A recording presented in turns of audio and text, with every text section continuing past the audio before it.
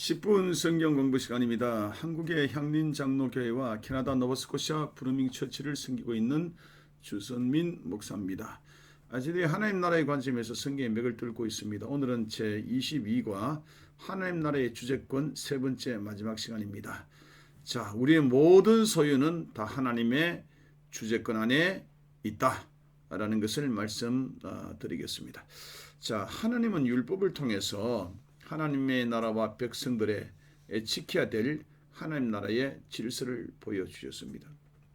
그런데 이 종교적 형식 구절구절 하나하나 지키는 것들도 때로는 필요하지만 더 중요한 것은 본질적인 그 정신을, 왜 이러한 율법을 내셨느냐 하는 그 정신을 중요시 여기는 것이 필요합니다. 특별히 하나님께서는 율법 속에 있는 우리 사람의 생활과 직결되는 여러 가지 계명들을 우리에게 주셨습니다. 예를 들면 할례를 받으라, 또 안식일을 지키라, 10의 1조를 드리라 등등 이러한 것들 말입니다. 예. 자, 이런 것을 통해서 하나님께서 원하는 것이 무엇인가를 우리 살펴보도록 하겠습니다. 하나님께서 원하시는 것은 이 모든 것들 다 가운데에 하나님의 주재권을 인정해 달라라는 것입니다. 예. 자, 먼저 할례를 받으라 이 말은 뭐냐 하면요, 하나님께서 모든 우리의 생명을 주재하신다, 주재권을 가지고 계신다는 것을 하나님 인정받기를 원하신다는 그런 이야기죠. 예. 창세기 17장 11절에 보면 너희는 포피를 베어라, 이것이 나와 너 사이에 언약의 표정이다 하나님 말씀하셨습니다. 그래서 할례라는 것은 남자의 성기 일부를 잘라내는 것인데 하나님 편에서 볼 때는 언약의 표징입니다. 예. 그리고 사람 편에서 볼 때는요, 이게 이 표피 일부를 잘라내는니다. 잘라내는데 고통이 따릅니다. 피가 납니다. 그렇죠? 예. 헌신이 따른다는 것이죠. 예. 사실 우리의 몸을 다 잘라내서 하나님께 드려야 되는 것이 마땅하지만은 그러면 죽으면 아무것도 아니니까 우리 성기 일부를 자른다는 것은 내 몸을 대표해서 자른다는 이야기입니다. 그래서 이 할례라는 것은 나의 생명이 하나님께 속하였다는 주재권을 인정하는 것입니다. 이게 신약으로 와서 세례로 바뀌었다 있잖아요. 세례는 뭡니까? 나의 옛사람이 죄성이 다 물속에서 죽어버리고 그리스도의 새 생명으로 다시 태어났다는 것을 이야기하는 것이 이게 세례 아니겠습니까? 예. 이게 생명 문제입니다. 내 생명이 주님께 속하였습니다라는 주재권을 인정하는 것이 할례의 본질이다 이렇게 보시면 되겠어요. 자, 그리고 안식일을 말이죠. 안식일은 시간 개념입니다. 6일 동안 열심히 일하고 일곱째 날 쉬는 것입니다.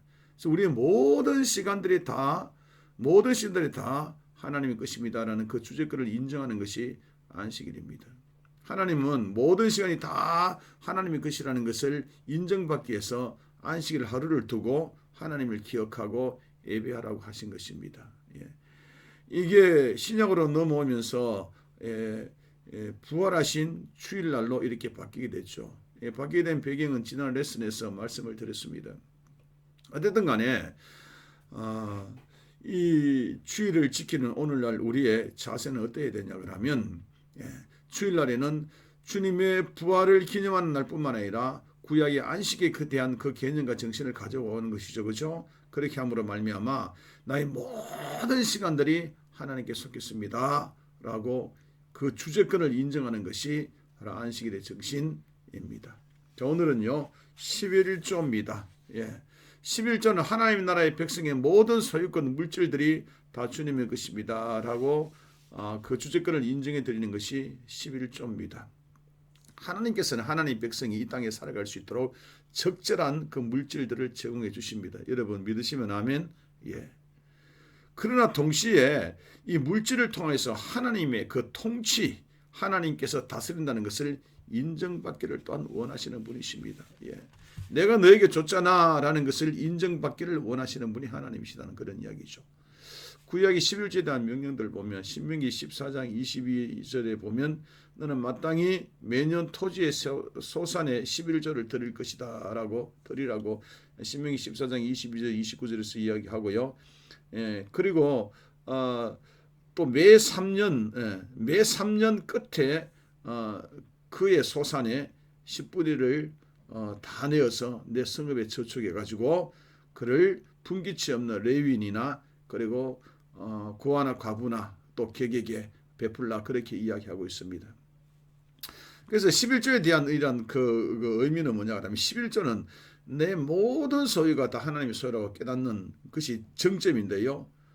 그럼 내가 드리는 헌금은 나를 대표하는 것입니다. 구약의 11조의 용도는 레위인들의 말씀을 가르치는데 전념하라고 생활을 보장하는 거나 또 이 땅에 힘들고 어려운 자들에게 나눔을 실천하는 것이다. 그렇게 이야기하고 있는 것이죠.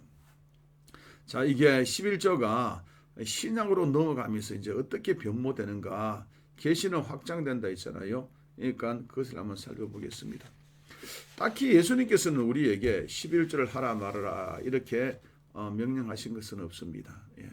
그런데 비슷한 구절 딱 한 말씀이 있는데 그 당시에 종교 지도자들이 정말 11조를 하나의 어떤 형식으로 종교적 계율주의로 그렇게 11조를 하는 것을 보면서 너희는 저렇게도 하고 그러나 하나님의 법 정신에 너희들이 생각하면서 해야 된다 이렇게 이야기한 적이 있습니다. 예. 근데 그런 게 있을지 예수님께서 딱히 하라 하지 말라고 하신 것은 없습니다. 예.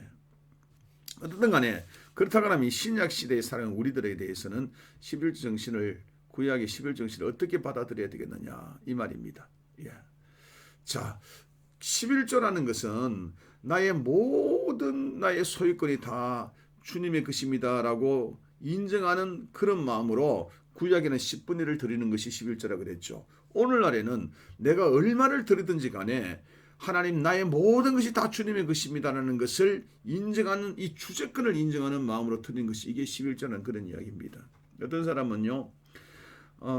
내가 100만 원을 벌면 10만 원, 90만 원을 벌면 9만 원 뭐 이렇게 산술적으로 이렇게 딱 하는 것을 11조다 그렇게 그 개념을 가지신 분도 계시는데 신약시대는 이 산술적인 개념을 떠나야 되는 것입니다. 예. 내가 가진 것들 중에서 얼마를 드리든지 간에 이것이 하나님 나를 대표하는 것이고 나의 모든 물질의 소유가 다 주님의 것입니다 라고 고백하는 그 마음이 깃들어져 있으면 그게 11조입니다. 뭐 저희 누님은 산술적으로 10의 3조를 합니다. 30%를 하나님께 드립니다. 예. 그게 그분의 11조입니다. 예. 제가 아는 어떤 분들은 생활 때문에 자기 남편이 봉급을 주지 않아 생활비만 줘요. 예. 그래서 생활비를 받은 거기에서 11조를 합니다. 예. 산술적으로 이 가정에는 11조를 하는 건 아니죠. 그렇지만 하나님은 그게 11조가 되는 것입니다. 예. 어쨌든 간에 11조라는 것은 금액의 저하, 고절을 막론하고 나의 모든 삶이 하나님께 속했다고 인정하면서 드리는 것이 이게 11조라는 것을 신약에서 이야기하고 있는 것입니다. 그렇다면 신약에서 도대체 그러면 이 11조 정신으로 도대체 얼마를 하나님께 헌금을 해야지 이렇게 그 정신을 충족하게 하는가 뭐 이런 것들을 한번 생각해 볼 필요가 있죠. 예. 이건 제 개인적인 제 생각입니다. 구약에는 10분이라고 정확하게 산술적으로 나옵니다. 그렇죠. 예.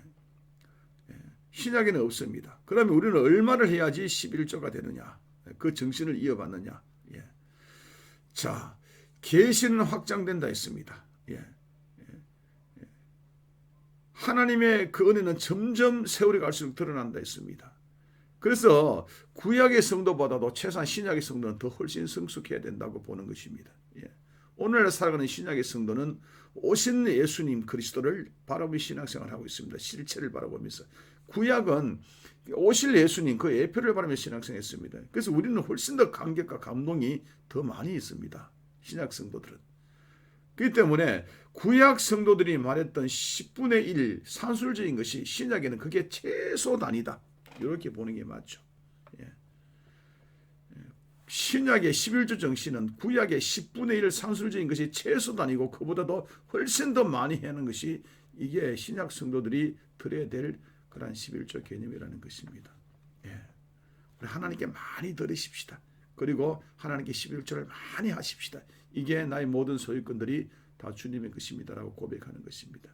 그리고 마지막으로 사도 바울이 이야기했습니다. 헌금을 드리는 정신은 기쁨과 억지로 하지 말아야 될 것들.